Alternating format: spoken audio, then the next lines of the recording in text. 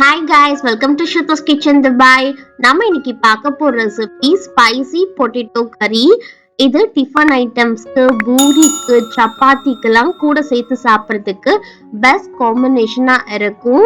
ரொம்ப குயிக்கா ஈஸியா செஞ்சிடலாம். சிம்பிளான ட்ரிக்ஸ் இருக்கு. அதை ஃபாலோ பண்ணி செஞ்சீங்க அப்படின்னா உங்களோட ஸ்பைசி பொட்டேட்டோ கறி வேற லெவல் டேஸ்ட்ல இருக்கும். எப்படி செய்யறது அப்படின்றத நம்ம வீடியோக்குள்ள போய் பார்க்கலாம். Without any more delay, let's go to the video.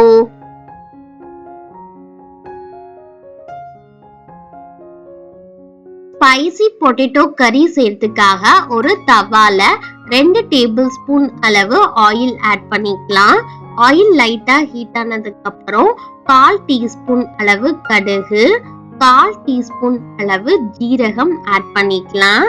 இது ரெண்டும் சேர்ந்து நல்லா பொரிஞ்சு வந்ததுக்கு அப்புறம் கிரஷ்டு கார்லிக் 10 இருந்து 15 ஆட் பண்ணிக்கலாம். பூண்டை நல்லா இடிச்சிட்டு அந்த தோலோட சேர்த்து ஆட் பண்ணுங்க. டேஸ்ட் வேற லெவல்ல இருக்கும்.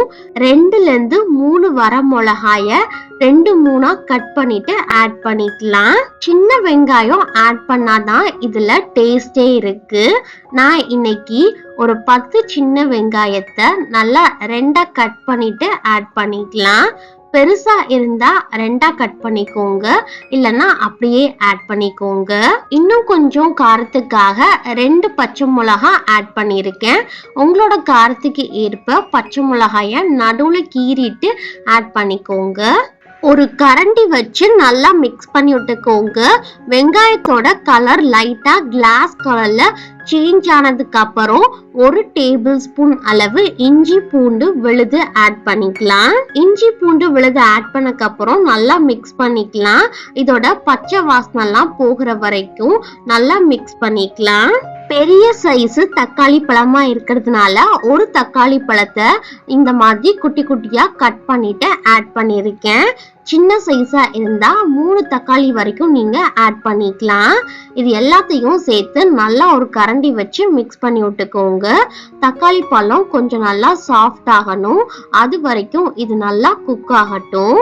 இது ஓரளவு நல்லா குக் ஆனதுக்கு அப்புறம் நம்ம மசாலா ஐட்டம்ஸ்லாம் ஆட் பண்ணிக்கலாம்.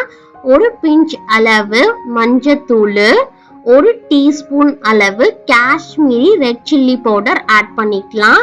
நல்லா ஒரு கலர் கொடுக்கும். 1 டீஸ்பூன் அளவு கொரியாண்டர் பவுடரு, தேவையான அளவு சால்ட். இது எல்லாத்தையும் ஆட் பண்ணிட்டு நல்லா இதை மிக்ஸ் பண்ணி விட்டுக்கலாம்.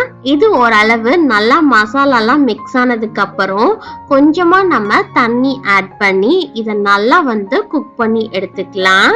ஒரு கரண்டி வச்சு நல்லா மசாலாவோட சேர்த்து மிக்ஸ் பண்ணி விடுங்க. இது லைட்டா ஒரு கொதி வரட்டும். இந்த ஸ்டேஜ்ல நம்ம கொத்தமல்லி தலைய நல்லா குட்டி குட்டியா சாப் பண்ணி வச்சிருக்கிறத ஆட் பண்ணிட்டு நல்லா மிக்ஸ் பண்ணி விட்டுக்கோங்க.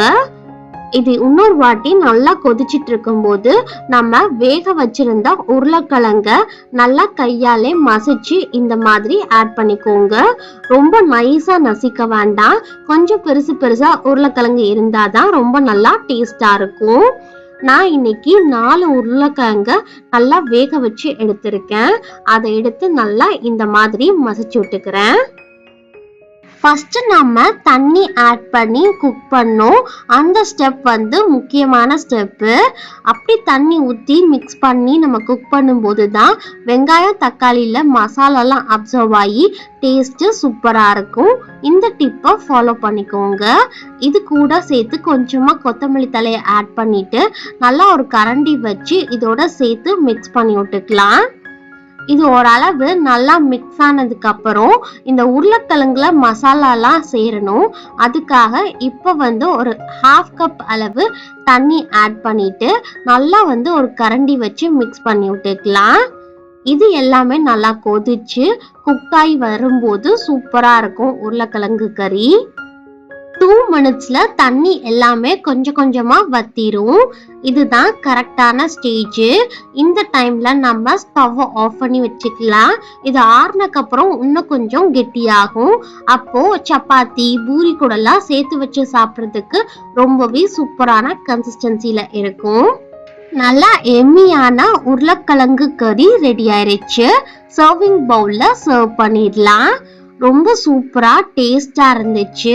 அப்படியே பூரி கூட சேர்த்து வச்சு சாப்பிடும்போது வேற லெவல் டேஸ்ட்.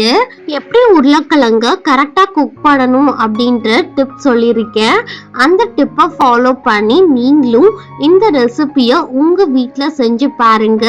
எப்படி இருந்துச்சு அப்படின்ற உங்களுடைய ஃபீட்பேக் அண்ட் கமெண்ட்ஸை மறக்காம கீழே இருக்கிற கமெண்ட் செக்ஷன்ல என் கூட ஷேர் பண்ணிக்கோங்க.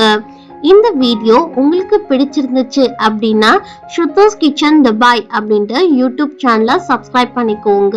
பக்கத்துல இருக்கிற பெல் பட்டனை கிளிக் பண்ணிக்கோங்க. ஆல் அப்படின்னு ஸ்பெசிஃபை பண்ணுங்க. அப்பதான் நான் போற எல்லா வீடியோஸுமே உங்களுக்கு நோட்டிபிகேஷன்ல காமிக்கும். மறக்காம லைக், ஷேர் அண்ட் சப்ஸ்கிரைப் பண்ணிக்கோங்க. Bye guys. Wish you all.